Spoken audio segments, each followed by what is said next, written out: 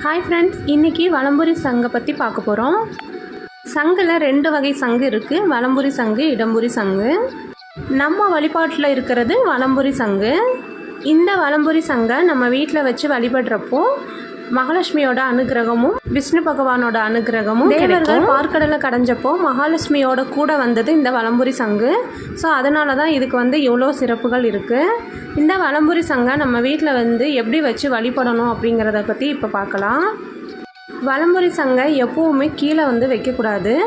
ஒரு தட்டை அல்லது ஏதாவது ஒரு பாத்திரம் இல்லை அப்படின்னா ஒரு ஸ்டாண்ட் அந்த மாதிரி எடுத்துக்கோங்க. நான் என்னோடய வீட்டில் ஒரு விளக்கு மாதிரி ஒரு ஸ்டாண்ட் வச்சுருக்கேன். அதில் வலம்புரி சங்கை வச்சுட்டு அதில் கொஞ்சமாக தண்ணீர் பரப்பியிருக்கேன். அந்த விளக்குலையும் தண்ணீர் ஊற்றிருக்கேன்.